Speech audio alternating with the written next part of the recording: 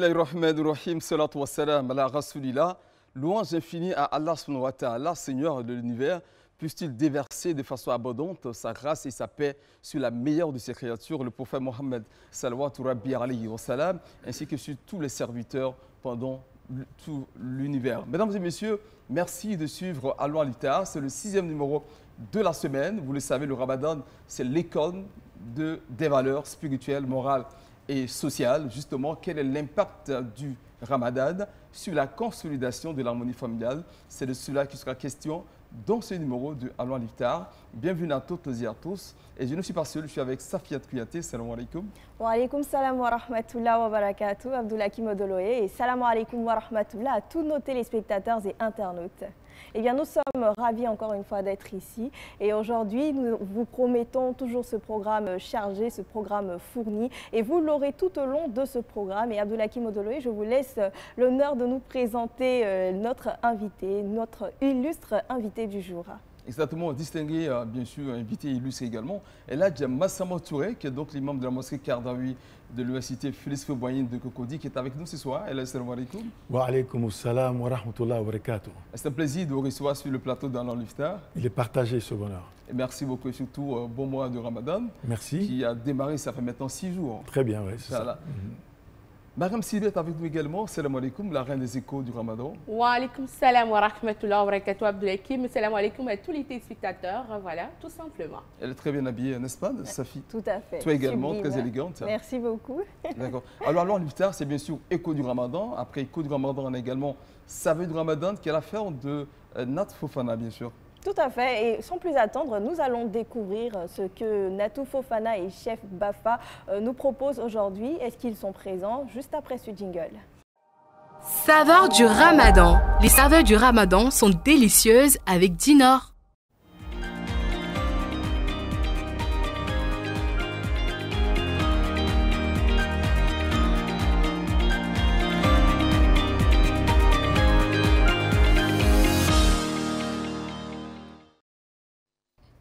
Ils sont bel et bien présents, nos chefs, nous l'espérons en tout cas. Alors Natou Fofana, Chef Bafa, assalamu alaikum wa rahmatullah, vous me recevez? Wa alaikum salam wa rahmatullah wa barakatuh. On vous reçoit 5 sur 5. Heureuse de vous revoir encore une fois. Alors aujourd'hui, qu'est-ce qu'on aura comme plat pour la rupture? Alors aujourd'hui, nous sommes en Côte d'Ivoire avec un plat très facile à réaliser. Tellement facile à réaliser qu'on peut le faire avec les enfants vu qu'aujourd'hui est samedi. Et je laisse le soin à Chef Bafa de nous donner le nom du plat du jour. Chef Bafa, salam alaikum. Wa alaikum salam wa rahmatullah wa barakatuh. Alors qu'est-ce qu'on mange aujourd'hui? Alhamdulillah, aujourd'hui nous avons tilapia gratiné. Du gratiné de tilapia? Effectivement. Accompagné de brochettes d'aloko. Accompagné de brochettes d'aloko. Alors ça promet. Quels sont les ingrédients pour réaliser ce gratiné de tilapia? Pour réaliser gratiné de tilapia, il faut du poisson de tilapia. D'accord.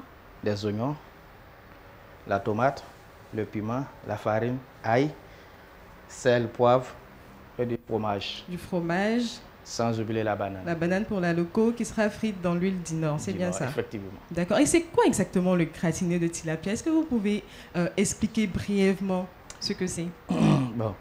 C'est du poisson plus ou moins légèrement fourré et gratiné avec du fromage sans oublier une sauce tomate. Une sauce tomate. Oui, et précuit au préalable et on achève au four.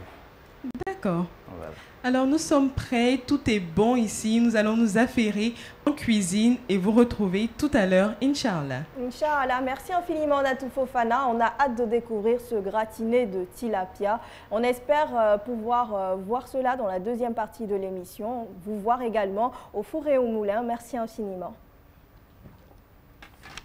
Alors Abdoulakim Odoloye l'a signifié tout à l'heure, il s'agit aujourd'hui d'une thématique très importante. La thématique est la suivante, l'impact du Ramadan dans l'harmonie familiale. Et bien sans plus attendre, nous parlerons avec notre invité. Assalamu alaikum wa rahmatullah El Hajj Massamba Touré. Wa alaikum salam wa rahmatullah wa barakatuh. C'est un pur bonheur et un plaisir de vous recevoir sur ce plateau. Merci. Bienvenue. Merci. Et très donc heureux El également. Hajj, qu'entendez-vous par famille et également par harmonie familiale? Ben, par famille, on pourra entendre le fait, n'est-ce pas, voilà, qu'un groupe de personnes voilà, on partage le lien de sang, n'est-ce pas? Et avec à la tête le père qui coiffe, la mère qui suit, qui est la compagne du père. Vous dites bien le père qui coiffe, vous voulez parler du chef de la famille. Oui, du chef de la famille, naturellement. Selon l'islam, il n'y a pas deux chefs. Non, il ne peut y avoir deux chefs. Naturellement. Voilà. L'homme, le père, le mari. En islam, Voilà. c'est un homme et une femme. C'est un homme et une femme. Ah oui, merci aussi pour cette précision. C'est ça la définition de la famille en islam. Tout à fait, oui. Voilà, un homme et une femme qui sont unis par le lien du mariage, voilà, de qui donc découlent des enfants, n'est-ce pas? Voilà, donc dans un cadre beaucoup plus restreint, l'on pourrait définir la famille de cette façon, mais elle est beaucoup plus élargie parce que l'homme et la femme qui se mettent ensemble ont eux aussi des géniteurs, n'est-ce pas? Tout à fait. Voilà, lesquels géniteurs ont eux aussi des enfants auxquels l'homme et la femme sont rattachés, n'est-ce pas? Et donc quand on remonte comme ça et quand on va de façon plus large, on a des belles familles qui s'ajoutent. Bon, voilà, on parlera de belles familles, on parlera des cousins, on parlera des oncles. Voilà, donc en Afrique, voilà, c'est tout cet environnement-là, n'est-ce pas, voilà, qui constitue donc la famille.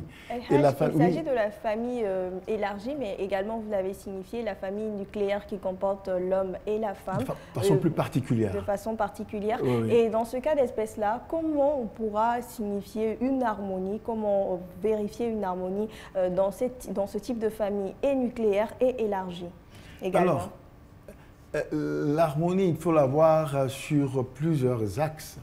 Le premier, c'est que tout le monde est à sa place et dans son rôle. N'est-ce pas? Oui. Au-delà de cela, il y a l'aspect affectif, en fait.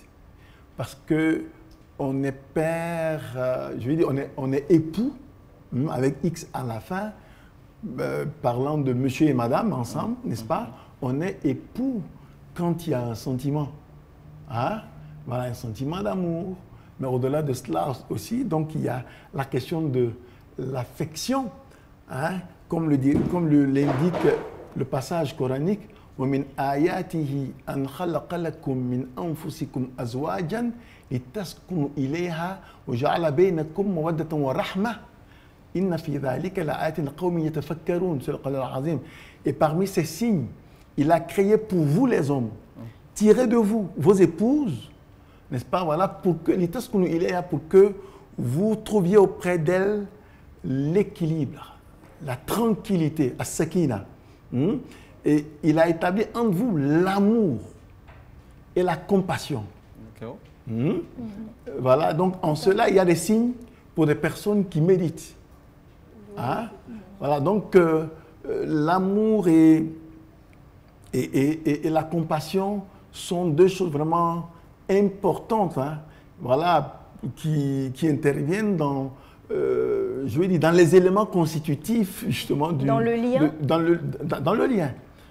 le lien, mais aussi dans les éléments constitutifs de l'harmonie familiale. D'accord. Alors, vous avez donc dit, pour avoir l'harmonie dans la famille, il faut que chacun reste à sa place. Alors, quel est le rôle de chaque membre de la famille? Le père, la mère, et les enfants également? Alors, le père, il est le chef, on l'a dit.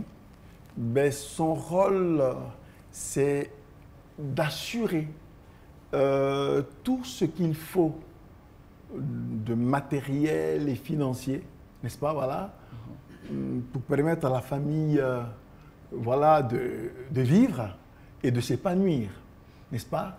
Il assure également la sécurité. Mais spirituellement aussi, c'est lui qui est le coach. Ah oui. N'est-ce pas? Oui. Et voilà. L'imam de la famille. L'imam de la famille. Oui. Alors, on pourra se restreindre à ça. D'accord. Hein, voilà. D'autres choses pourraient venir après, donc en termes de développement. Et le rôle de la mère, de l'épouse? L'épouse, elle, c'est la chaleur. C'est la douceur. C'est la tendresse. C'est l'attention. Ce sont les soins. N'est-ce pas? Et voilà. Et donc, quand la mère n'est pas là, il y a un déséquilibre qui va se faire sentir parce que la charge affective, c'est elle qui la porte. Tout à fait. Alors El Hadj, on le voit également durant le mois de Ramadan, nos mamans, nos mères sont également au four et au moulin. Et donc on le constate, pour avoir cet équilibre-là, il faut bien évidemment que les mamans se mettent à l'œuvre, il faut qu'elles apportent cette chaleur-là également. Et aujourd'hui, c'est vrai qu'on parle d'équilibre familial, mais on parle également de Ramadan. Donc on fait le raccord entre équilibre familial et Ramadan. Et donc là, qu'entendez-vous par ces deux notions hyper importantes pour le musulman? Alors, si tu permets, avant que Alain développe cet aspect, vous avez parlé du rôle du père, de la mère, il reste maintenant les enfants. Les enfants. Alors, les enfants, il faut voir leur rôle à différentes étapes. Hein. D'accord. Alors, à la première étape, ils sont enfants, oui. Comme cela le dit. Donc, ils ont besoin de tout, de papa et de maman. N'est-ce pas, voilà, la nourriture, le cadre dans lequel, le cadre qui va les abriter, n'est-ce pas? Mais les valeurs qui vont les construire. Oui. Et donc, à ce niveau, le rôle de l'enfant, c'est d'écouter, c'est d'obéir, c'est de suivre. D'apprendre. D'apprendre. D'accord. N'est-ce pas? Voilà, merci. D'apprendre surtout. OK? Alors, quand ils vont atteindre l'âge de l'adolescence, ils vont franchir les premiers pas vers la praxis, en fait. Hein? Voilà, et donc, on va aider maman pour les filles à cuisiner. Hein? Est-ce les filles seules qui doivent entrer dans la cuisine? Non, pas forcément. Ah non, mais pas forcément. Hein? Ah ouais. Non, pas forcément, parce que les garçons aussi en cuisine. J'ai mon petit frère qui cuisine très bien. Ben oui, oui. Alors c'est le processus. Entre-temps.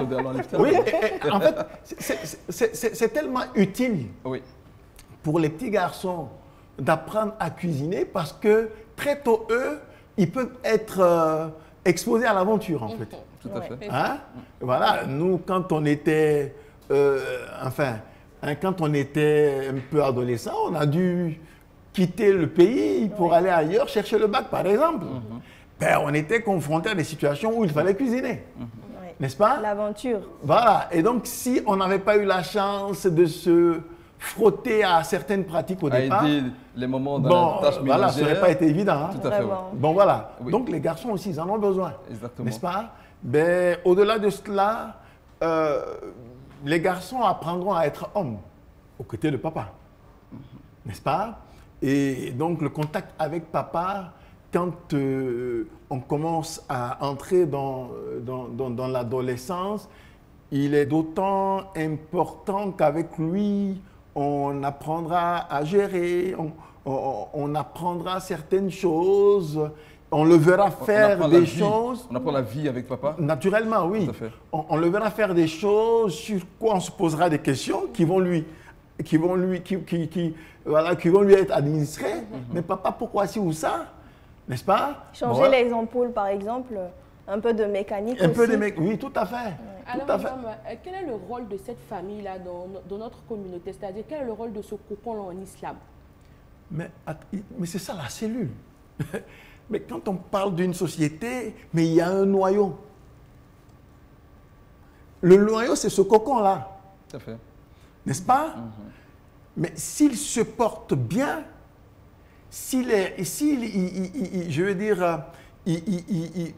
il marche avec tous les éléments en place, fonctionnant comme il se doit. C'est toute la communauté qui gagne. Et que l'ensemble des cellules familiales marchent de la même façon, mais la communauté, elle est forte et bien portante. Oui, et c'est de là que partout. C'est de là que partout. D'accord. Je crois que merci Alain Massama Touré. On a beaucoup été éclairé déjà sur cette première partie de cette émission en allant donc à l'Iftar, parlant donc de la consolidation de l'harmonie familiale à partir donc de l'impact du jeûne. Dans quelques instants, nous allons donner la parole à Masseli, je l'ai dit, Mariam Sidibé plutôt. Donc, pour donc parler des échos du Ramadan. Alors justement, la question donc de la consolidation de l'harmonie familiale est très fondamentale. Nous partons d'abord pour Écho du Ramadan, on va juste après.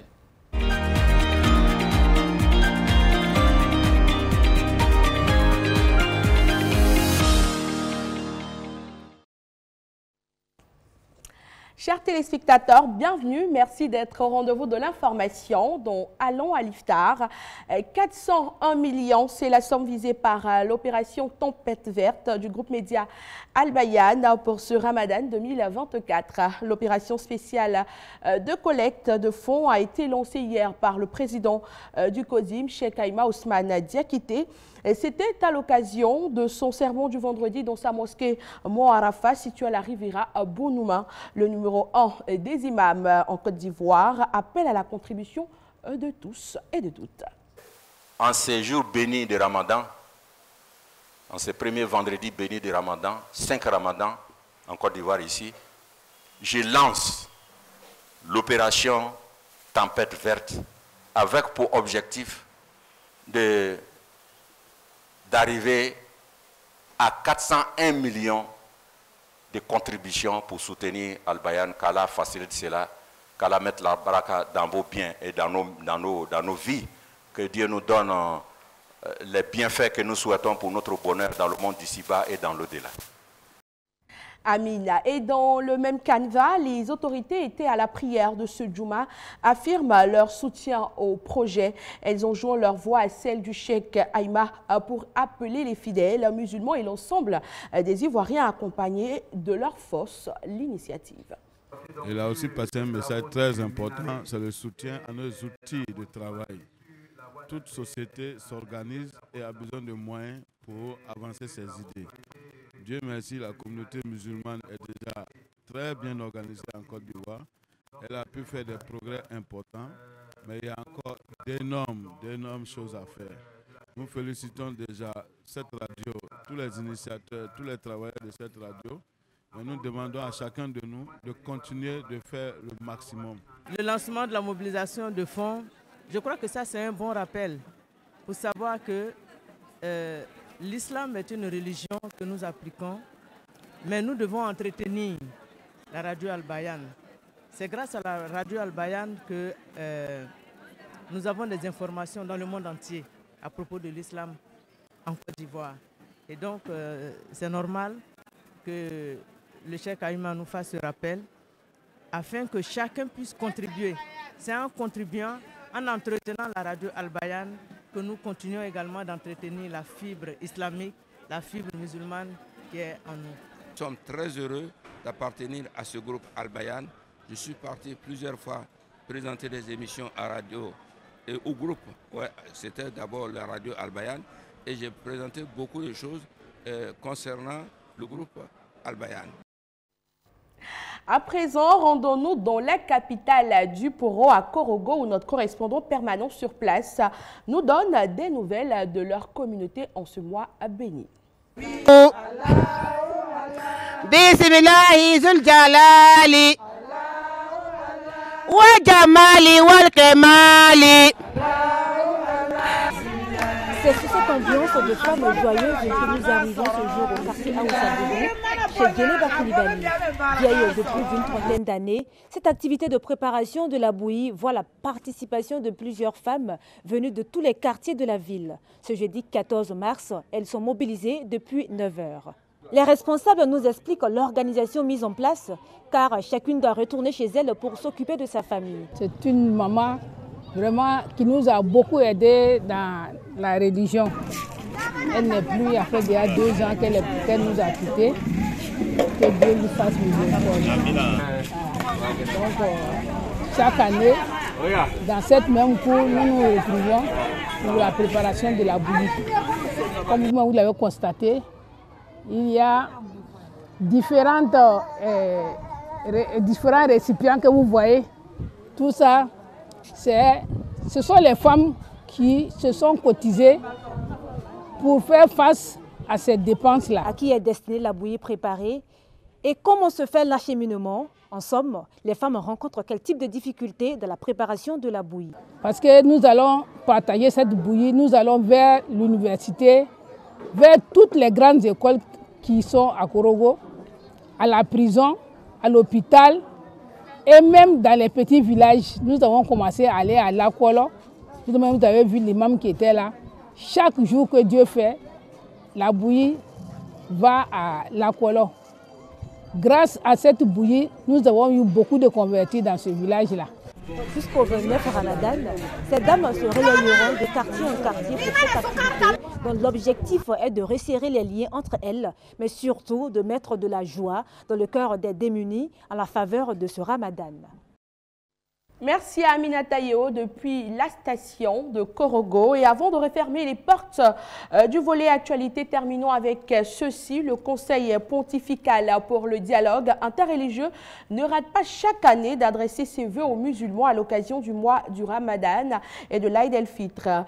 Dans son traditionnel message, son président Miguel Angel Ayusos Guizos appelle à s'unir ensemble pour éteindre les feux de la haine, de la violence et de la guerre et allumer la délicate bougie de la paix en puisant dans les ressources de paix présentes dans nos riches traditions humaines et religieuses. Et voilà, c'est sur cette note à l'incitation à la paix que se termine notre rubrique. On va se dire à demain, Inch'Allah, à la le voulant.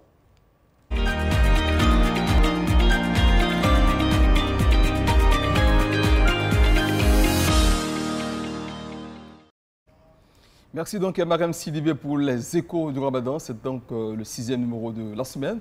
On va donc poursuivre nos échanges avec notre invité donc, du jour, Elhadji Massamotouré, avec qui nous parlons de l'impact du Ramadan sur la consolidation de l'harmonie familiale. Alors dites-nous, on sait qu'il est important pendant ce mois de Ramadan de mettre un programme spirituel en place qui pourrait consolider l'harmonie dans le foyer. Mais de nos jours, le père, la mère n'ont pratiquement pas le temps. Comment peuvent-ils, on va dire, concocter un programme afin de pouvoir consolider cette harmonie-là? Alors, Elhadji Abdelhakim, on n'a pas de temps que pour ce qui n'est pas important.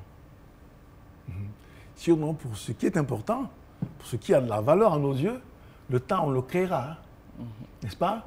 Alors donc, la première des choses, c'est de prendre conscience de la responsabilité qu'on a en tant que parents, n'est-ce pas? Et les rôles que cette responsabilité-là, voilà, nous invite à jouer dans le cadre familial. C'est vrai que la nature de l'activité professionnelle peut nous imposer de sortir tôt de la maison et de rentrer tard, mais au moins une fois dans la semaine, il est important de pouvoir créer un cadre, n'est-ce pas, voilà, qui mette en présence tous les membres de la famille. C'est cardinal. Au cas contraire, nous allons nous laisser aller à une situation telle qu'à un moment donné, notre famille va nous échapper.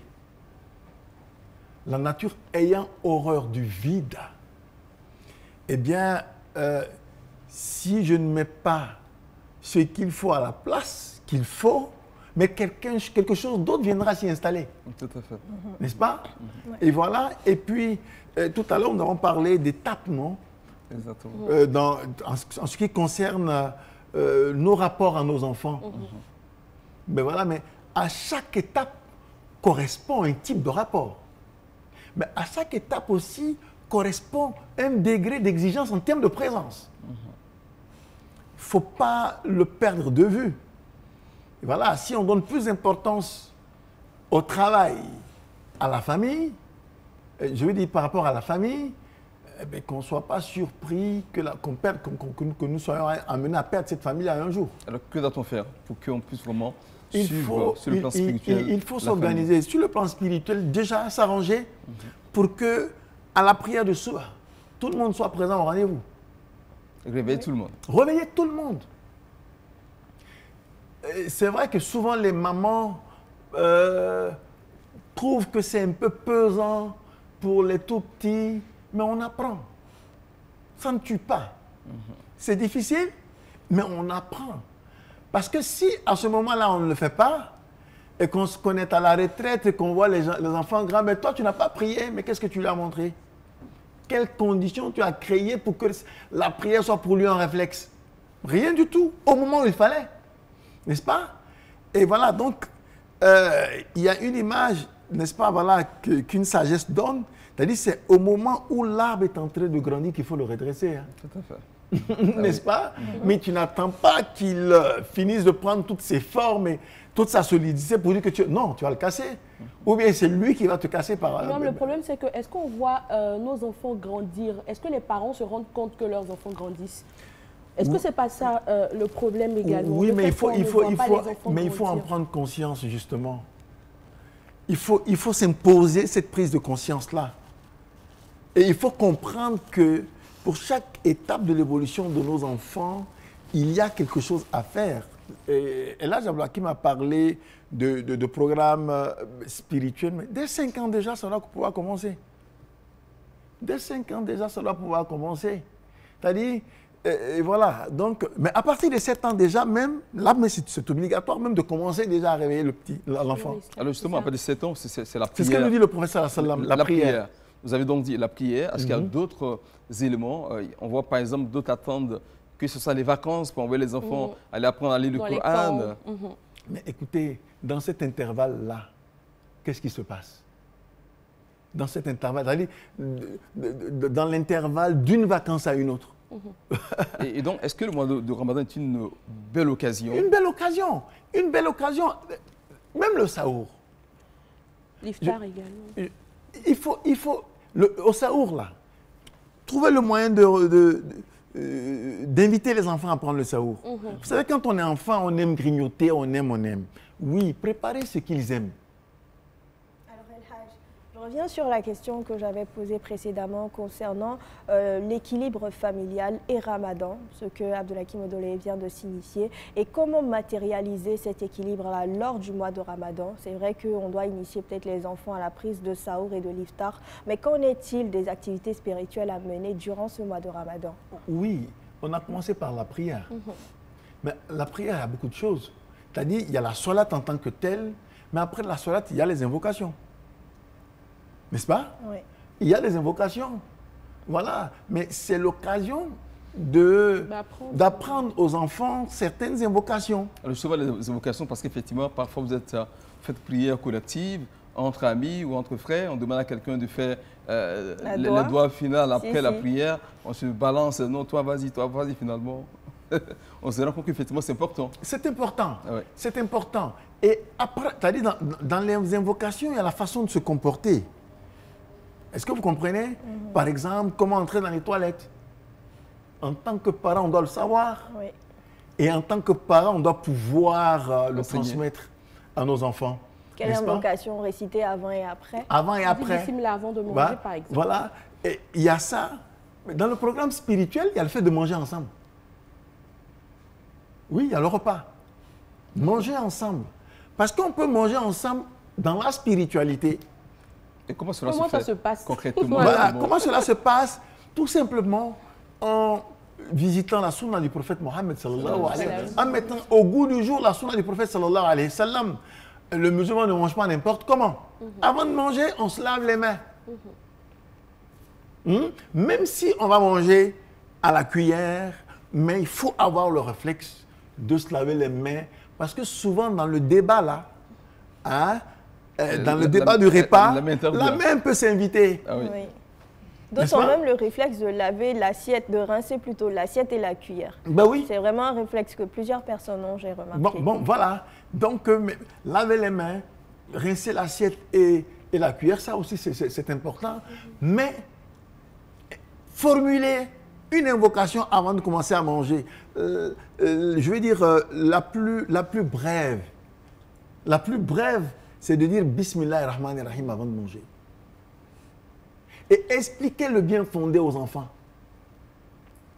Et pendant qu'on mange, apprendre à chaque enfant à se comporter vis-à-vis des autres. Chacun doit pouvoir manger devant lui. C'est important. Parce que le respect d'autrui commence par de là aussi.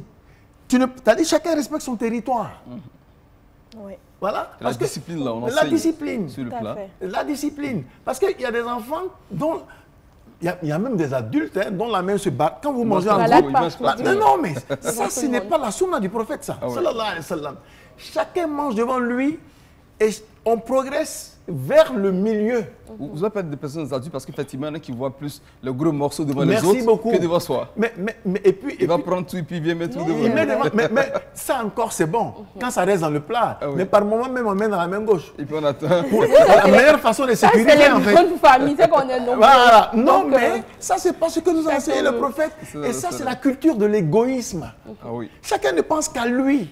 C'est-à-dire que si tu laisses, les autres vont manger. Mais les autres doivent bien manger. Oui. Les bons morceaux, ils en ont droit aussi. Ce que le prophète sallallahu alayhi wa sallam nous a enseigné, quand tu as un bon morceau devant toi, oui, on ne t'interdit pas d'en prendre. Mais il faut pouvoir découper aussi pour mettre devant les autres. Est-ce que la sunna du prophète, c'est lorsqu'on mange en famille, on ne parle pas, ou bien pendant qu'on est en train de manger, on échange, c'est-à-dire on essaie en même temps de connaître son enfant, ce qu'il a fait de sa journée, parce qu'on voit ça généralement maintenant, on dit non, lorsque vous êtes en train de manger, comme vous travaillez, donc vous pouvez essayer de connaître votre enfant dès l'instant que vous êtes à table. Alors, ce qu'on va faire, Massama, avec votre permission, vous allez répondre à cette question juste après la pub. Sans problème.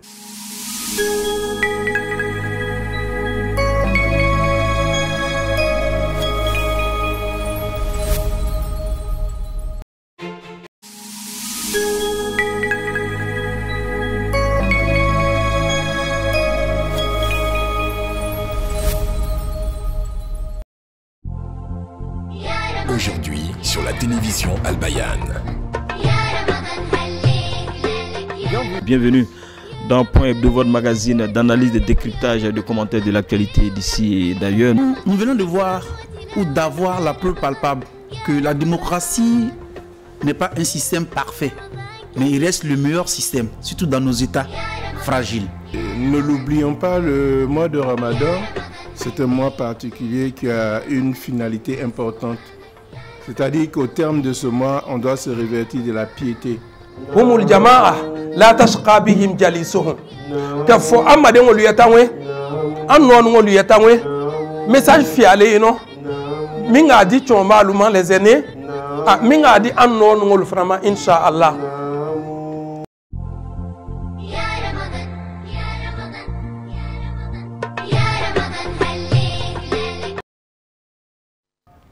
Vous suivez, mesdames et messieurs, allons à l'Iftar. Nous allons poursuivre avec une autre rubrique, n'est-ce pas, Sefat Kouyaté? Tout à fait. Nous allons sans plus tarder avec Saveur du Ramadan.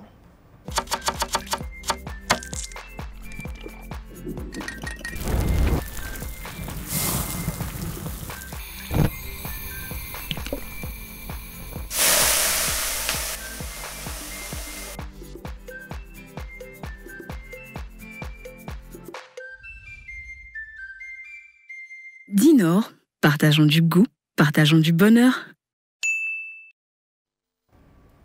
Alors, Natou Fofana, assalamu alaikum encore une fois. Wa alaikum salam wa rahmatullahi wa barakatuh. Je vous reçois 5 sur 5. Eh bien, est-ce que là, on peut avoir le visuel du gratiné de tilapia et des brochettes? C'est ce que j'ai retenu. Je ne sais pas si c'est exactement. Effectivement, c'est ça. Les brochettes d'Aloco. C'est ça. Alors tout se passe bien ici, le gratiné de tilapia. Et Chef Bafa est justement en train de gratiner notre tilapia qui a été préalablement frit. Alors Chef Bafa, oui, quelles sont les étapes de ce gratinage? Dites-nous. Bon, après le lavage, vous allez entailler les tilapia. D'accord. Et une fois fini, vous allez saler, poivrer avec un peu de farine pré-cuit à l'huile. Pré-cuire à l'huile. Voilà. Maintenant, on nappe de sauce tomate. D'accord. Voilà. Sans oublier le fromage. On nappe le poisson de sauce tomate. Ensuite, oui, on ajoute le fromage. Alors, c'est une recette qui est vraiment très facile à réaliser. Facile, je le disais à l'entame, on peut le faire avec les enfants. C'est bien ça? Voilà. C'est un jeu d'enfant. Un jeu d'enfant, effectivement. Oui. Alors, ça va être accompagné d'alocos. Les alocos sont en train de cuire tout doucement. Oui. On va napper le poisson et ensuite, on va... Qu'est-ce qu'on va faire ensuite, Chef Bafa? On va mettre ça au four. Le four est déjà allumé? Voilà, à 120 degrés déjà. Pas trop fort puisque c'est le poisson. On va doucement. Qui est déjà cuit. Voilà. Donc, on va doucement, voilà. C'est bon. Nous allons enfourrer. Ok. On va enfourner pour une vingtaine de minutes. Voilà. C'est un repas qui est vraiment facile à faire, qui ne prend pas de temps, juste 20 minutes. Oui. Et vous pourrez rompre votre jeûne avec le gratiné de tilapia accompagné de brochettes d'aloko. Alors nous, on va faire tout ça ici et on vous rejoint tout à l'heure sur le plateau avec le plat déjà prêt. Merci infiniment à vous, à notre très cher chef. On a hâte de voir ce que ça va donner. On a à tout à l'heure, Inch'Allah. Inch'Allah. Alors, Abdoulaye Modoloye, on poursuit avec notre invité, El Hajj. Oui, Mme Sylvie avait posé une question à laquelle El Hassan va... Tu vas revenir sur ta question?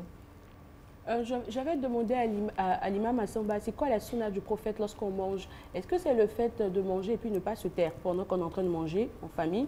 Ou bien c'est en mangeant, quand en même temps on essaie de connaître le programme de la journée? On discute, on essaie de connaître son enfant. Oui, le prophète, en tout cas, il nous a recommandé de ne pas manger dans un silence de mort. C'est vrai qu'on ne parle pas la bouche pleine, mais pas non plus manger en silence. C'est-à-dire, on peut échanger pendant qu'on est en train de manger, n'est-ce pas? Et c'est d'ailleurs une bonne occasion parce que le rendez-vous du repas, c'est aussi le rendez-vous de l'appel pour le chef de famille. Hein. D'accord. N'est-ce pas? Oui. C'est-à-dire que quand on mange en groupe, mais tu regardes qui est là et qui n'est pas là. Voilà, et puis, voilà, donc l'absent devra avoir de bonnes raisons. Hein? Oui. Voilà, d'être absent. Voilà, de n'avoir pas été là. Tout à fait. N'est-ce pas? Et ça, c'est très important.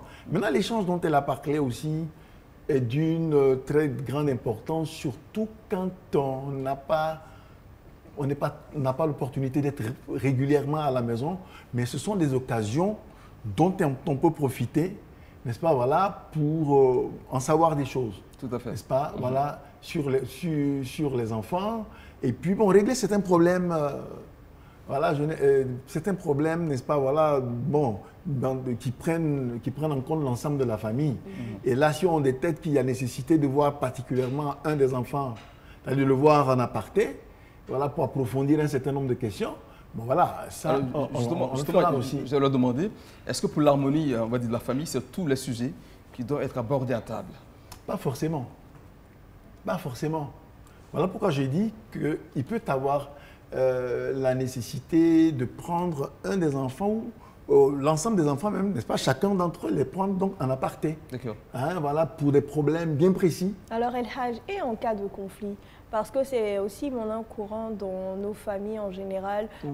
Qu'elles soient nucléaires ou élargies ou on va dire communautaires, il y a souvent des conflits et tout. Comment les régler? Comment essayer de résorber, voilà, de gérer ces problèmes-là? Oui, mais il faut communiquer. Il faut communiquer. Vous voyez, moi, c'est devenu à la limite une forme de maxime pour moi. Hein.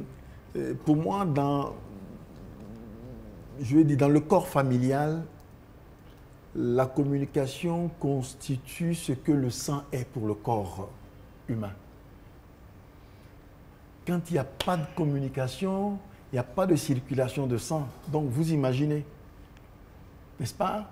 Et tant qu'on communique, on décèle les problèmes. Et on a de meilleurs moyens, en tout cas, de pouvoir les résoudre. Et la façon de résoudre les problèmes dans les familles dépend de leur niveau, de leur degré, de leur nature également. Mais ça dépend aussi de la personnalité de ceux qui sont en conflit. Parce qu'il y en a qui sont plus difficiles que d'autres. Donc, cerner la psychologie des uns et des autres, n'est-ce pas? Voilà, pour le chef de famille, c'est quelque chose aussi d'une grande importance, n'est-ce pas? Oui, être chef de famille, c'est bon d'avoir la psychologie de chacun de tes enfants. D'apprendre à les connaître. Apprendre à les connaître. Ouais. Savoir comment ils réagissent face à des situations données. Et quand on les sait, on a plus de facilité à résoudre les problèmes. Mais déjà, dès le bas âge, les conflits commencent. Oui. Parce que je ne vois pas de famille où il n'y a pas de tribunaux. Hein. Oui. Les juges, ce sont les parents. Hein. Exactement. Hein, il y a des parents qui ne sont pas très loquaces aussi. Il y a des enfants également, pareil, très timides. Et donc, lorsqu'on parle de communication, déjà, il faut pouvoir extérioriser le problème dans la communication, qu'elle soit peut-être verbale ou non verbale, mais et pour ces personnes-là qui n'arrivent pas à extérioriser facilement, qui sont très timides, généralement qui ne parlent absolument pas ou quasiment pas, toute la journée, fâchées ou pas, ces personnes-là n'arrivent pas à communiquer du tout. Oui, mais ça, c'est un problème, en fait. Ça, c'est un problème. Et il faut, c'est-à-dire que si ce sont les parents qui ont ce problème, il faut qu'ils comprennent qu'ils doivent le régler. Ils doivent le régler. Parce qu'on ne peut pas, on peut pas éduquer une famille dans le silence. C'est vrai que spirituellement, le silence, il a ses vertus, hein, il a son importance. Mais dans le cadre, je vais dire, des rapports de parents à enfants, il faut communiquer assez. Il faut communiquer assez. Alors justement, communiquer, mais la bonne communication, comment faire aussi la bonne communication? Parce qu'il y en a qui disent qu'ils communiquent, mais ça ne résout pas les conflits qu'il y a entre eux. Oui, c'est très pertinent, Elhadj. C'est très pertinent, effectivement, cette question. Le tout aussi n'est pas de communiquer, parce qu'on peut communiquer mal. Parce que passer tout le temps à crier, c'est communiquer. Et la montagne accouche d'une souris. La montagne accouche d'une souris, n'est-ce pas?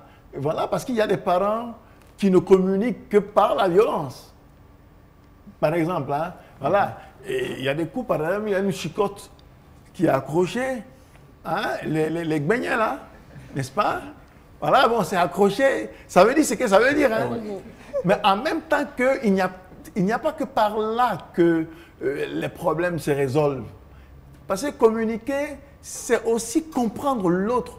On parle de communication quand la flèche va dans les deux sens. Justement, n'est-ce pas? Il y a une interaction hein, entre les deux parties de la communication, l'émetteur et le récepteur.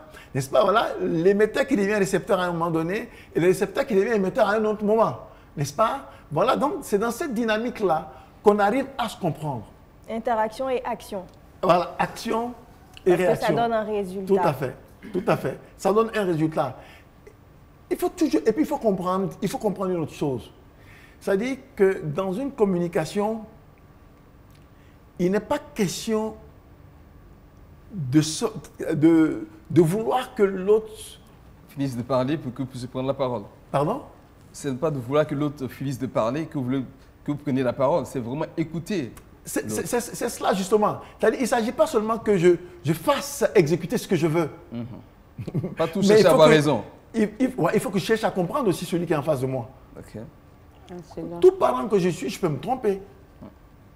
Mais combien de parents n'ont pas frappé leurs enfants, n'ont pas corrigé leurs enfants par erreur? Après, on demande pardon? Mais il faut demander pardon. Et c'est une leçon que tu donnes à l'enfant. C'est de l'humilité. Parce que tu aurais été injuste. C'est vrai que du haut de ton piédestal de parent, tu peux ne pas demander pardon et puis ça va rouler. Mais vis-à-vis de Dieu, tu as été injuste. N'est-ce pas? Bon, ça, il faut pouvoir le capter. Et avoir l'humilité devant cette grandeur de Dieu-là, de demander pardon à ton enfant que tu as offensé. Parce qu'une offense reste une offense, même si elle vient d'un parent. Hein? Voilà. Parce que quelle justice tu vas demander à l'enfant si toi-même tu n'es pas juste? Parce que les valeurs qu'on va inculquer, dans l'éducation, les valeurs qu'on inculque aux enfants, mais il y a des valeurs de justice aussi. Tout à fait. N'est-ce pas? Mais il faut donner le bon exemple. Hein? Et voilà, mais la meilleure éducation, c'est celle qui se fait par l'exemple. Hein? Donnez le bon exemple, Imam, vous avez dit, mais on a un réel problème dans nos familles, c'est que quand papa dit, ou bien quand monsieur dit quelque chose, maman fait le contraire en fait. Ça crée un déséquilibre, c'est-à-dire que je reçois l'information, l'enfant reçoit l'information du père, mais après, quand le père n'est pas là, la mère donne une autre information à l'enfant. Et ça crée un gros déséquilibre. Effectivement, les parents doivent se parler. On a parlé de communication, mais en fait, on a des... Comment se parler entre monsieur et madame? Parce que là, on a l'impression que c'est compliqué. Oui, il faut se parler entre monsieur et madame. Et il faut que monsieur comprenne que madame n'est pas un objet. OK? Elle est son épouse, elle est un être humain. Il faut qu'elle donne son avis aussi. Sa parole compte également. Elle a son avis à donner. Mais attendez, mais si on veut étouffer tout le monde dans la maison, quel résultat on veut donner, on va avoir au bout du compte? Le prophète, sallallahu alayhi wa sallam, tout prophète, c'est-à-dire la meilleure de toutes les créatures d'Allah, quand il devait aller pour le pèlerinage et qu'à Hudaybiyah, ils ont été bloqués, qu'ils ont dû rebrousser chemin. Quand ils sont arrivés à Médine, le prophète sallallahu alayhi wa sallam a demandé à tous ses compagnons de se raser. Mais les gens ont développé une forme de résistance, mais on n'a pas fait le hajj, messager d'Allah. Mais pourquoi va-t-on se raser? Bon, c'était un peu difficile. Mais quand il est entré dans la maison, son épouse, Salama, l'a appelé de côté.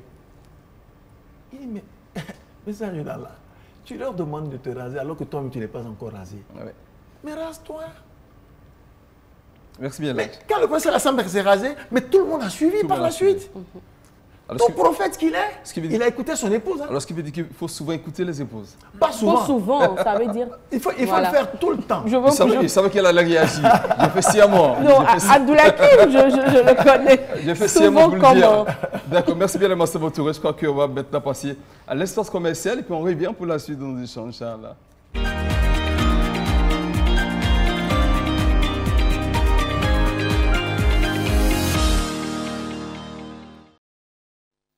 Nous sommes dans l'espace commercial dans cette émission Allons à l'Iftar. Mesdames et messieurs, merci en tout cas de nous suivre chaque jour. C'est à partir de 17 h. Et bien sûr, l'espace commercial, on a des produits pour vous. Des produits donc, comme vous voyez, bien sûr, bien présentés à partir donc, de votre petit écran. On a les dérèouis très très délicieux. Les jus d'Afani également. Les jus d'Afani également. Et puis c'est l'occasion également de vous inviter à venir visiter la boutique Al Bayan qui a beaucoup d'articles pour vous accompagner tout au long de ce mois de Ramadan et même au-delà de ce mois de Ramadan. Nous avons avec Kipus Afrique aussi. Oui, bien sûr. Kipus Afrique qu'on remercie infiniment. Tout à fait. Merci à tous nos partenaires et ceux qui veulent encore nous accompagner. L'occasion nous a donné de venir en tout cas faire partie des partenaires d'Al Bayan à travers cette émission Allons à l'Iftar.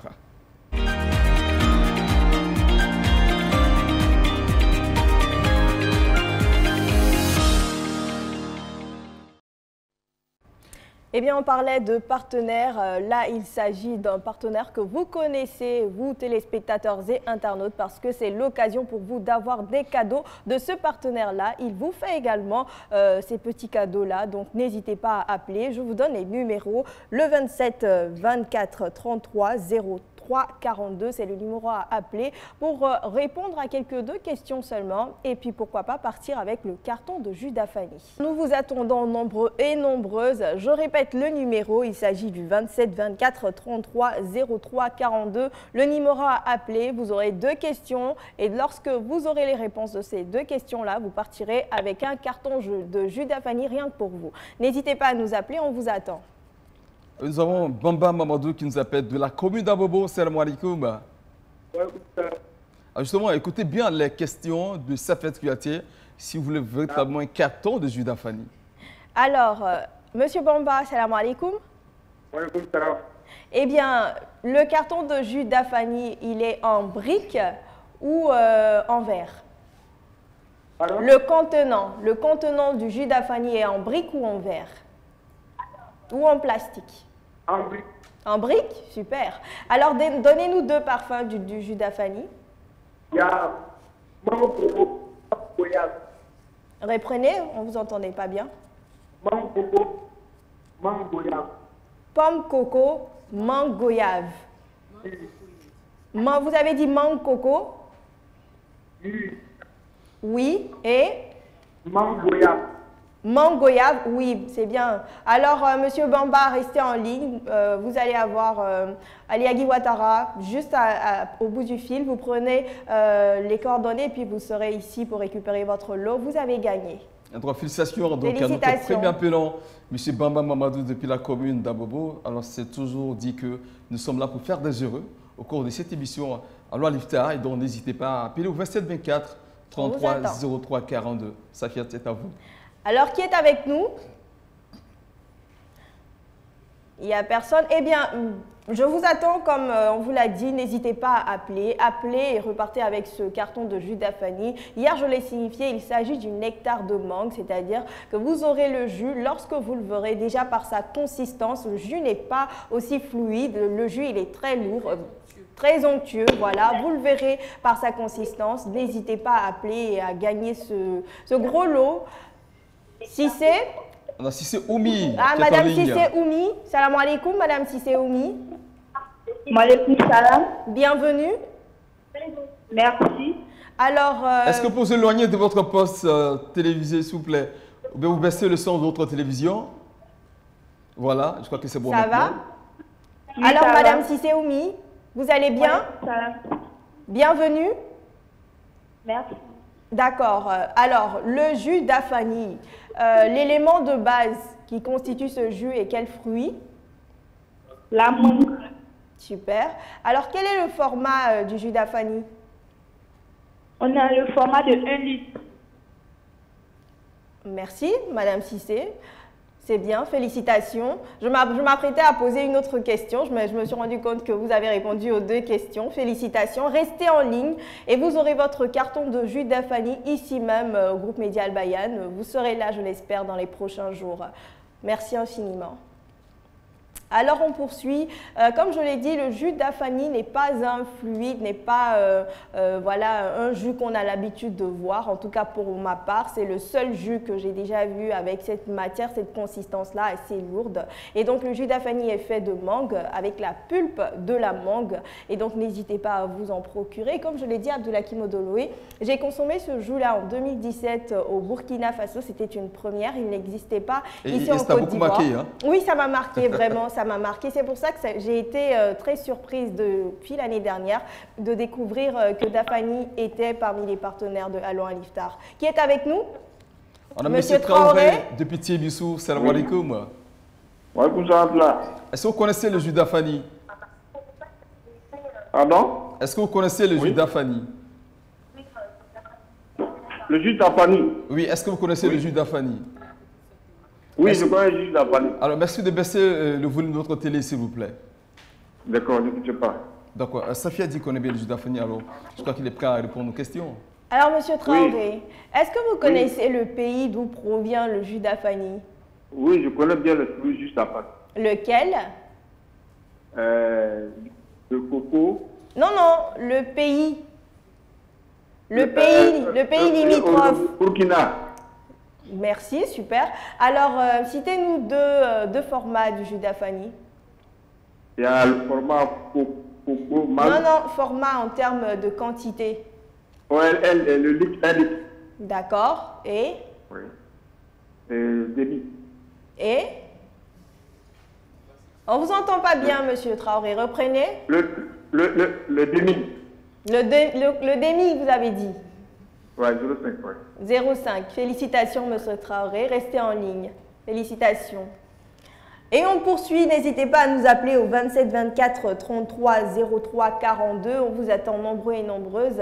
Participez à l'émission. Répondez à ces questions toutes simples. Vous le voyez, les questions reviennent. Donc, on va dire que c'est pour vous faire juste des cadeaux. Ce n'est pas pour vous poser des cols. Donc, n'hésitez pas à appeler. Voilà, les questions sont très faciles.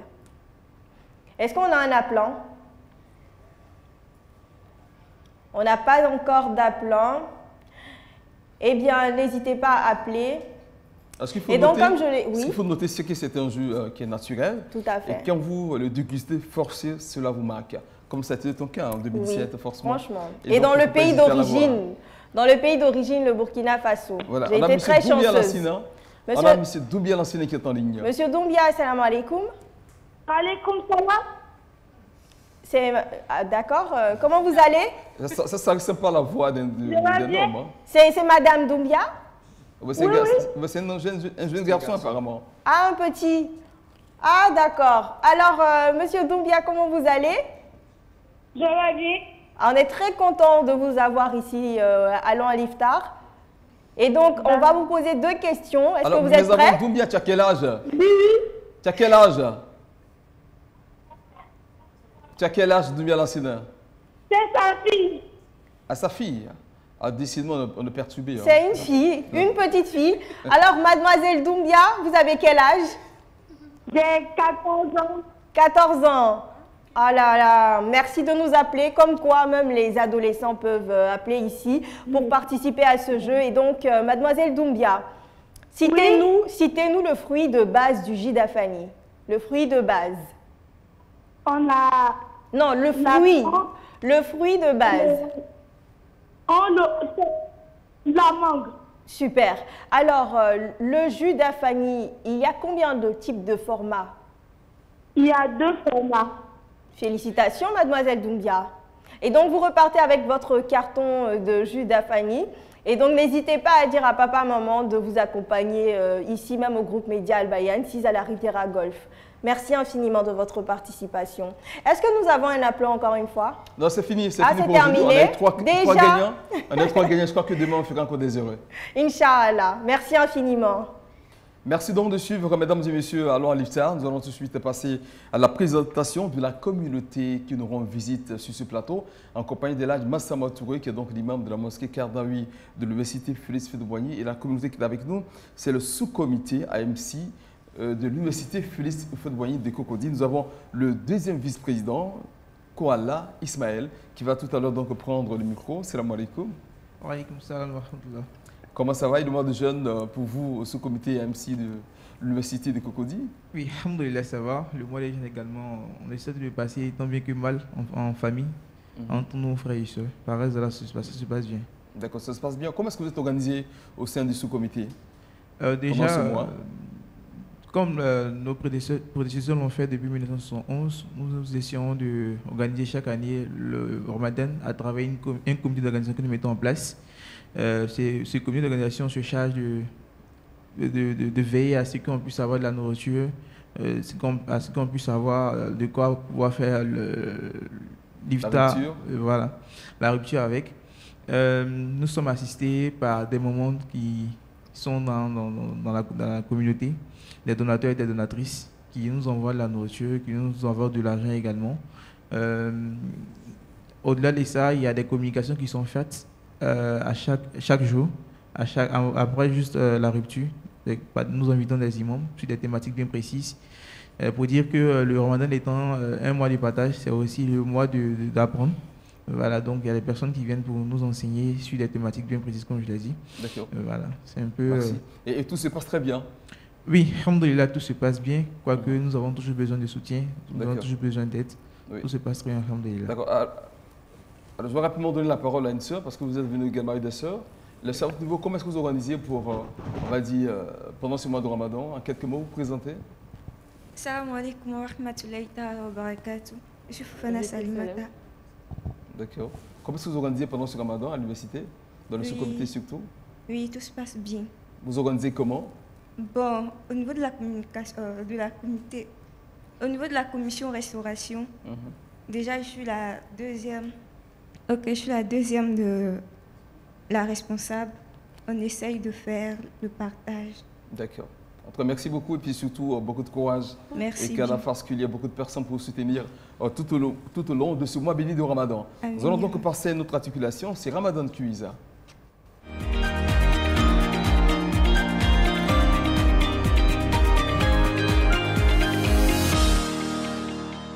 Téléspectateurs d'Al-Bayan, assalamu alaikum wa rahmatullahi wa barakatuh pour ce numéro de Ramadan Quiz. Nous sommes dans les rues de Bouaké et la question du jour est la suivante. Quelles sont les conditions pour observer le jeûne pendant le mois de Ramadan?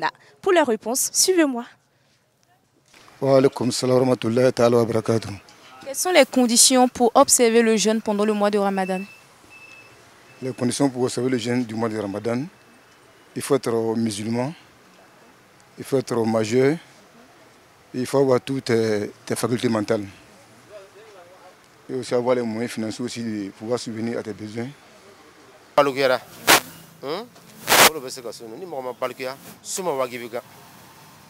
ce soit Mousso ou Tché, il faut y avoir voilà, nous connaissons quoi. Voilà, la première condition d'abord, c'est que la personne n'a qu'à être musulman d'abord. Ça c'est la première phase qu'on doit constater. Et puis maintenant, après l'adulte, la personne n'a qu'à être adulte, quoi. Je ne sais pas comment on appelle ça en français, mais elle est balouya. Voilà. Et puis, voilà.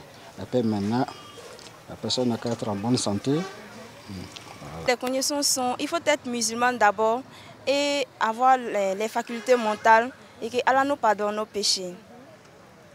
Walaikum salam. Quelles sont les conditions pour pouvoir jeûner pendant le mois de Ramadan? Les conditions pour pouvoir jeûner pendant le mois de Ramadan sont les suivants. D'abord, être musulman. Deuxième, être pubère et avoir toutes ses facultés mentales. Pour pouvoir jeûner pendant le mois de Ramadan, il faut être en possession de ses facultés mentales. Il faut avoir l'âge de la puberté et puis essayer d'avoir les moyens nécessaires pour pouvoir accomplir les jeûnes. An yakuna musliman a fɔlɔ bɛ kɛ silamɛ ye a filanan i bɛ kɛ hakilitigi ye voilà a sabanan i bɛ sun dɔ i bɛ kɛ dugu min na i tɛ voyage den i tɛ tagamaden ye quoi voilà sun bɛ wajibi i kan kɛnɛya fana i k'i la quoi. Quelles sont les conditions pour pouvoir observer le jeûne pendant le mois de Ramadan? C'était la question d'aujourd'hui. Merci de nous avoir suivis sur la télévision Al Bayana. À très bientôt pour un autre numéro du Ramadan Quiz. Inch'Allah. Merci donc à Senghar Mariam depuis Bouaké pour cette rubrique Ramadan Quiz qui a posé donc les questions aux fidèles musulmans dans la rue donc, de la capitale du Béquet. Alain Massama Touré, les conditions pour observer le mois de jeûne, est-ce qu'on peut énumérer certaines conditions? On dit quoi? En clair, les conditions d'exigibilité, c'est ça? Tout à fait. Alors, donc, être musulman, ils ont donné la réponse, être musulman, oui. Être pubère et être en bonne santé physique et mentale. D'accord. Hein? Voilà, je pense que ce sont essentiellement les conditions voilà, pour que le jeûne soit exigible voilà, à quelqu'un. Merci beaucoup Alain Massama Touré pour votre question. Nous allons poursuivre avec notre thématique du jour, l'impact du Ramadan dans la consolidation de l'harmonie familiale. On sait que le Ramadan, c'est une école, le mois où on apprend beaucoup de valeurs. Alors, quelles sont les vertus également qu'on peut, on va dire, retenir en ce qui concerne les vertus que les familles doivent essayer de cultiver? Alors, je pense que la première vertu, c'est une soumission, la soumission sincère à Allah subhanahu wa ta'ala. C'est-à-dire inviter ou aider, je veux dire, les membres de la famille à avoir la culture de la soumission à Allah. Hein? Voilà, apprendre à faire sa volonté, mais sans calcul, en ne visant que la face éclairée de notre Créateur. Ensuite, il y a la valeur donc, du pardon, parce que le mois de Ramadan lui-même, hein, c'est par excellence le mois du pardon. Et nous sommes actuellement dans la première décade qui est celui donc, qui est celle pardon de la miséricorde, hein, voilà, développer aussi la compassion hein, à l'endroit donc des autres. On est dans le cadre familial, les parents doivent être les premiers à être compatissants à l'endroit dans l'ensemble des membres de la famille, n'est-ce pas? Les parents entre eux, nous avons cité tout à l'heure le verset là, oui, qui dit que nous avons établi entre vous, entre monsieur et madame, l'amour et la compassion, n'est-ce pas? Voilà, donc ça, c'est important. Et ensuite, il y a la compassion, mais dans la compassion, il faut inclure l'amour. Hein. Hein? Voilà, l'amour en bonne place. Apprendre à aimer son prochain. Hein? Voilà, apprendre à aimer papa, apprendre à aimer maman, apprendre à aimer ses frères. Mais cela suppose qu'au préalable, papa et maman aussi ont montré le chemin. Alors, dans ce sens-là. Justement, aimer son prochain dans la famille, on a des familles qui sont donc polygamiques. Comment est-ce que, également à travers les vertus de Ramadan, on peut consolider les liens? En fait, justement, le Ramadan, comment la famille peut consolider les liens, surtout dans la famille polygamique, c'est généralement entre les mamans qui a des problèmes, n'est-ce pas? Et voilà, des femmes qui ont en partage le même époux. Bon, c'est humain, mais il faut comprendre que la grandeur du mois de Ramadan hein, au regard de la grandeur de ce que nous recherchons comme pardon auprès d'Allah, doit nous amener à faire preuve de grandeur aussi vis-à-vis de nos semblables. Ok? Voilà, parce que la personne que j'ai en face de moi, elle a beau être ma co-épouse, qu'elle est la créature d'Allah. On ne l'oublie pas. Et le prophète nous dit, ça revient, hein, soyez miséricordieux à l'endroit de ceux qui sont sur terre, afin que celui qui est dans les cieux le soit envers vous. Hein? Ma co-épouse, là, c'est la créature d'Allah. Allah l'aime, même si moi je ne l'aime pas. Mais mon cœur de musulman ne doit pas pouvoir porter de haine en ce mois de Ramadan pour qui que ce soit. Fût-elle ma co-épouse. N'est-ce pas? Donc ça, il faut qu'on puisse le comprendre et qu'on puisse, dans la marche, donc, se mettre dans une dynamique de pardon mutuel, d'acceptation mutuelle. De tolérance. De tolérance, n'est-ce pas? Et c'est à partir de là que nous pourrons aussi jauger de notre sincérité dans notre quête des faveurs d'Allah subhanahu wa ta'ala. Alors El Hajj, vous avez parlé de la valeur et des vertus spirituelles qu'on porte lorsqu'on ressort du Ramadan et même en plein Ramadan. Mais quelles sont les vertus sociales qu'on pourra peut-être garder ou favoriser en nous hors du Ramadan, mais grâce au Ramadan? En fait, le Ramadan, c'est la période dans laquelle chacun de nous met en pratique tout ce qu'il a pris comme résolution. Ok? Allah nous dit que le Ramadan mène à la piété. Dans la piété, il y a le pardon.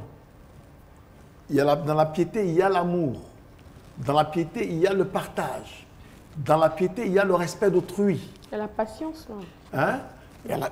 Dans la piété, il y a la patience endurante. Mais tout ça, dans la quête de la face d'Allah. Ok? Donc, on se met à l'œuvre. Et au-delà de tout, pour nous accompagner, nous faciliter les choses, nous développons des programmes spirituels. Hein, des prières nocturnes, l'observance même du jeûne, les invocations. Qui deviennent des réflexes de vie. Oui, qui reviennent des réflexes de vie et qui produisent des vibrations qui agissent sur nous aussi. N'est-ce pas? Voilà, dans le sens de la consolidation de ces valeurs-là. N'est-ce pas? Maintenant, après le Ramadan, c'est la phase d'évaluation.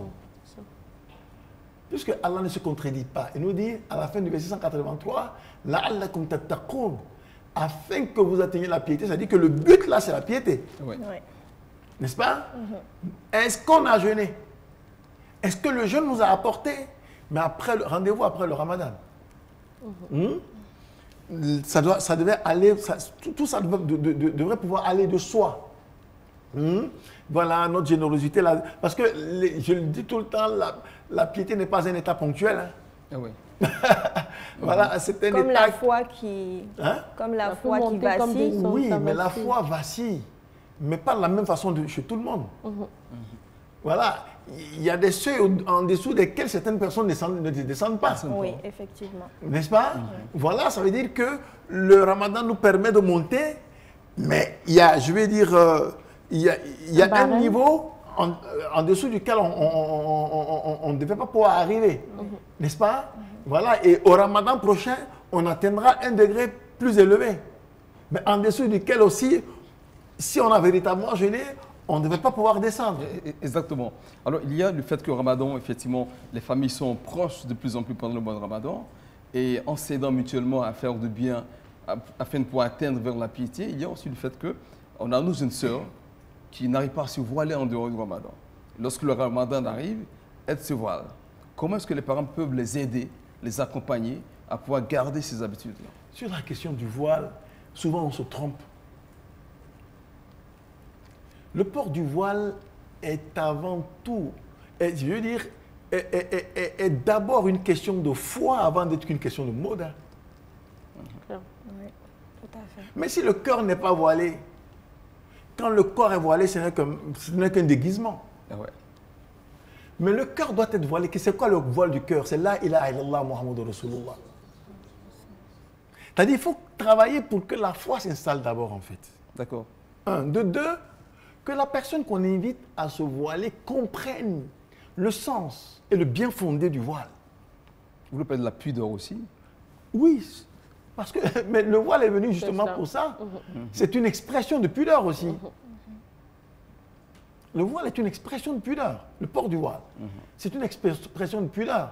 Mais si on voit seulement le fait donc, voilà, de porter un habit et de mettre... Mais quelquefois même, on croit que c'est seulement le fait donc de mettre quelque chose, c'est-à-dire de mettre un turban là, sur la tête. Mais vous mettez le turban, mais quand vous... Tant que vous avez la tête, il n'y a pas de souci. Mais quand vous commencez à descendre, vous vous demandez, mais attends, qui porte le voile là? Oui, c'est surprenant. Ouais. Tellement... le contraste est flagrant en fait, n'est-ce pas? Parce que voilà, c'est pas seulement la tête qu'il faut couvrir, tout le corps. Parce qu'on voit durant le ramadan vraiment l'effort de plusieurs jeunes sœurs d'attacher le foulard. Il y a les tenues du ramadan, il y a les garde-robes du ramadan. Ah oui, ça on le voit effectivement. Alors El Hadj, comment s'auto-jauger, comment s'auto-évaluer après Ramadan et même durant Ramadan? Comment savoir à quel stade, à quel degré nous sommes? Oui, mais il n'y a qu'à s'observer. Il n'y a qu'à s'observer. Et il n'y a qu'à faire attention aussi à l'état de son cœur. Justement, il faut s'observer. Moi, je dirais, avant même d'arriver...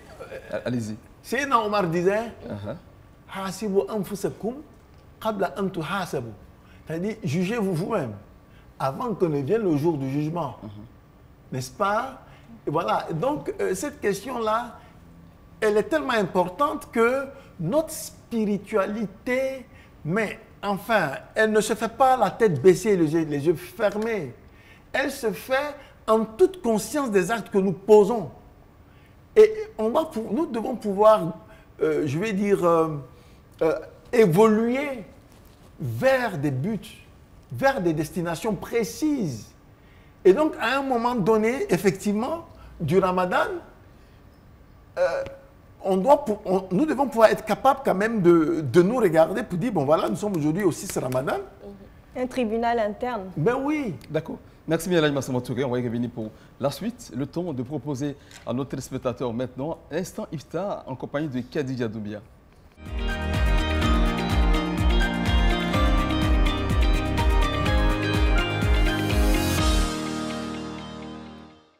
Instant Iftar avec Dinor, partageons du bonheur autour d'un bon iftar. Assalamu alaikum. Il y a une seule table qui est dédiée pour les passants. Pour les passants? Pour les passants, il y a une seule table. Ceux qui sont à pied, qui vont passer. Excusez-moi, je rappelle qu'on est à la gare de Woro de Soweto. C'est bien ça. Donc, nous sommes déjà à la 3e journée. Donc ici, c'est pour les passants. Et ensuite, il y a des grandes assiettes où on va mettre des mets pour le terrain, c'est-à-dire pour les voitures et autres. Ça, ce sont les bénévoles qui vont prendre des grandes assiettes. Elles vont y mettre du pain, des gâteaux et également de la banane et des dattes. Et également, elles vont prendre les gobelets avec des carafes pour le thé pour aller sur le terrain. D'accord. C'est bien. En tout cas, c'est très bien organisé. Merci et puis beaucoup. déjà qu'Allah vous rende au centuple, voilà ce que vous faites. Parce que j'insiste pour dire que tous les passants, sans exception. Sans exception. Voilà, vous pouvez venir. Voilà. Les chauffeurs de Woro viennent ici. C'est tout le monde. Les passagers. Voilà. Tous ceux qui sont aux alentours, ceux qui sont dans les magasins, qui vont rompre le jeûne et tout, on donne à tout le monde, sans distinction d'ethnie. On ne fait pas, on ne demande pas d'ethnie, on ne te demande pas si tu es jeune. Si tu as une petite faim que tu passes, on te donne. Si tu veux également rompre le jeûne, on te donne. C'est pour tout le monde.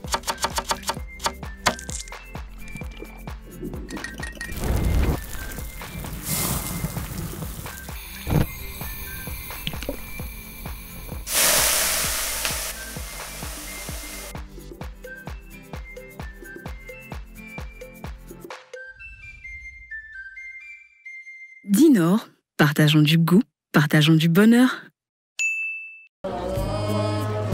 Oui, pas à Koumassi seulement.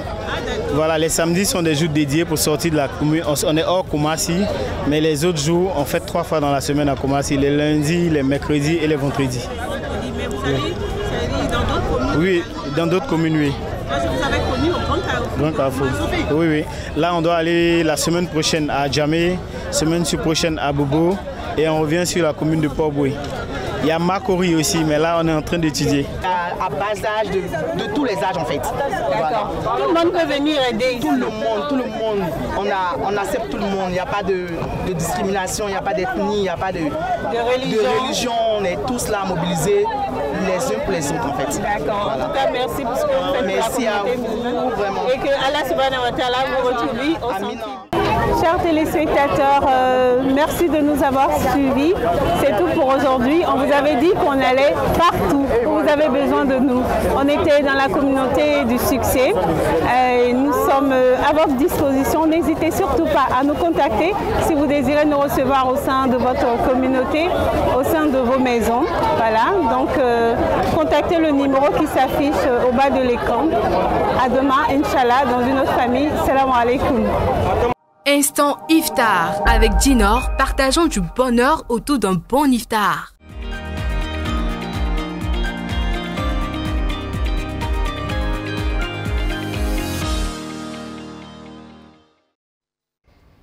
Merci à Khadija Toubia qui nous a permis en tout cas de vivre une belle ambiance à travers cet instant Iftar. C'est donc que tous les jours, n'hésitez pas à la contacter pour l'inviter chez vous afin de vivre en tout cas cette ambiance importante pendant ce mois béni de Ramadan.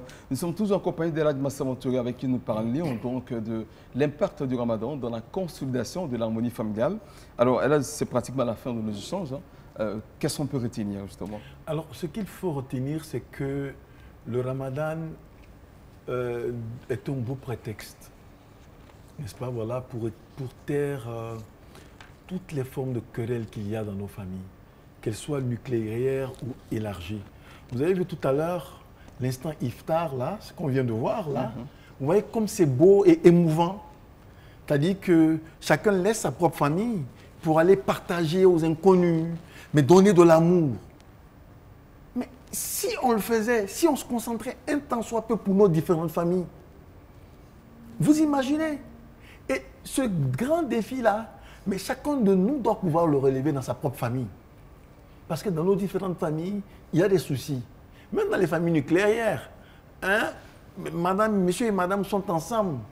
Le prophète sallam parle des voisins. Hein, il dit que Sayyidina Jibril alayhi salam lui a tellement parlé des droits de ses voisins qu'il a pensé à un moment donné que Allah allait imposer, lui a imposé dans ses biens l'héritage. C'est-à-dire l'héritage aux voisins. Est-ce que vous comprenez? Mais mon épouse qui est ma voisine particulière, le Coran ne passe pas. Nous sommes tous musulmans. On est en ce mois de Ramadan. Nous avons des enfants. Qu'est-ce que nous voulons construire? Qu'est-ce que nous demandons à Dieu? Qu'est-ce que nous voulons avec Dieu? N'est-ce pas? Il faut ramollir les cœurs. Il faut se pardonner. Il faut s'aimer. Il faut se donner une nouvelle chance. Mais à la faveur de ce mois béni de Ramadan, on ne peut pas imaginer quel degré de satisfaction nous allons obtenir de la part d'Allah subhanahu wa ta'ala si nous le faisons. Ok? Nous parlions de nourriture. C'est important. Il faut qu'on apprenne à manger dans nos familles. Ça renforce l'amour, les liens dans la famille. Mais comme je l'ai dit, manger, mais c'est un art. Mais manger, c'est aussi une spiritualité. N'est-ce pas? Voilà, chaque parent doit pouvoir l'intégrer. Et gérer ça, c'est-à-dire manger, imposer le fait donc de partager des repas ensemble. Ne serait-ce qu'une seule fois dans la semaine, à défaut de le faire tous les jours. N'est-ce pas? Alors, au-delà de tout cela, ce mois de Ramadan est un mois de valeur. Oui, on jeûne, on encourage les enfants à jeûner, mais il faut les aider à comprendre le Ramadan. Il y a le sens du partage, il y a le sens de l'amour, il y a le sens du pardon, de la tolérance et tout ça. Ils vont venir à nous, hein. Il a pris ma chose, il a pris ma voiture, il m'a arraché, il m'a parlé de telle façon. D'accord, c'est ton frère, aime-le. Bon, d'accord, ce qu'il a pris, c'est pas mauvais, laisse-le jouer avec un peu. Enfin, aider les enfants à se supporter mutuellement, les amener à le faire déjà dès le bas âge. Et quand ils grandissent avec ça, mais ils sont soudés. Parce que c'est le plus grand défi que les parents doivent pouvoir s'imposer. C'est-à-dire laisser une famille harmonieuse, solide, mais autour de quoi? De l'amour, du partage, du respect de l'autre, du pardon, mais de la discipline, parce que les plus petits aussi doivent apprendre à avoir le sens du respect des aînés. Les aînés, c'est bien. Et les aînés doivent apprendre à être miséricordieux envers les plus petits. Maintenant, en tant que parent, on va terminer par ça. Oui, il y a une doua contenu dans le Coran que nous devons avoir, surtout les chefs de famille. N'est-ce pas? Et Allah dit que ça fait partie des doigts des ibad rahman, c'est-à-dire des serviteurs, des adorateurs de tout miséricordieux. C'est quoi? Rabbana, hablana, min azwajina, wa dhurriyatina, qurrata a'yunin wa ja'alna lil muttaqina imama. Seigneur, accorde-nous des enfants et des épouses qui feront la fraîcheur de nos yeux et fassent en sorte que nous soyons des imams, des guides vertueux, des guides qui te craignent, des guides pieux. Merci El Hadj Massamba Touré. Amina ya Rabbi. Merci infiniment El Hadj Massamba Touré. Eh bien, sans plus tarder, nous allons nous diriger vers la cuisine juste après ça. Saveurs du Ramadan. Les saveurs du Ramadan sont délicieuses avec Dinor. Eh bien, nos chefs sont déjà en plateau dans notre toute petite cuisine ici, notre très belle cuisine d'ailleurs. Il s'agit de Natou Fofana. Salam alaikum encore une fois. Wa alaikum salam wa rahmatullahi wa barakatuh. Et re-bienvenue ici avec nous. Merci. Là, nous sommes à la phase finie. On a vu le dressage. Est-ce qu'on peut avoir un gros plan sur le dressage? Effectivement, je pense que là, vous êtes habitué à la manière de dresser de Chef Bafa, toujours bien ordonné, toujours bien proportionné, n'est-ce pas, Chef Bafa? Tout à fait. Justement. Eh bien, moi, je peux ajouter aussi que, au-delà du professionnalisme, on assiste aussi à une manière unique de la part de Chef Bafa. Je vois qu'il ne parle pas trop. Mais est-ce qu'on peut lui arracher quelques mots? Effectivement, il disait que la cuisine, c'est de l'art, c'est bien ça? Effectivement, c'est de l'art. Donc, on voit son talent. Avec l'amour, avec passion. Avec amour, avec passion. Et tendresse. Et d'où est venue cette recette particulière? L'idée de la recette. C'est des recettes fait maison. D'habitude, dans la cuisine, on a l'habitude de discuter avec des collègues, échanger les idées. C'est ça, ici, la cuisine. C'est l'ambiance également. Donc, on échange les idées, on partage, on pose entre nous. D'accord. Alors, je pense que les amoureux de la loco seront servis aujourd'hui. Chef Bafa et Chef Natou, nous avons cuisiné pour la grande famille Allons à l'Iftar, justement pour garder cette harmonie à l'instar du thème d'aujourd'hui. Merci infiniment. Merci beaucoup, Nat. Alors, c'était dit donc que la cuisine, c'est de là. Je vous assure qu'on va manger avec de l'art aussi. De la rupture. On va avec de l'art. Nous sommes déjà au terme de notre émission. Abdoulakim Odoloé. Justement, on va dire merci donc à nos invités, le sous-comité donc de l'université Félix Houphouët-Boigny de Cocody, le sous-comité donc de l'AMC. Merci également à El Hadj Massamba Touré d'être placé sur le plateau d'Allons à l'Iftar. C'était toujours un plaisir. Toujours un plaisir de recevoir en tout cas. Un véritable honneur. Ah oui, et tout ce qui a été dit en ce qui concerne donc l'harmonie de la famille Kala, parce que toutes nos familles s'entendent.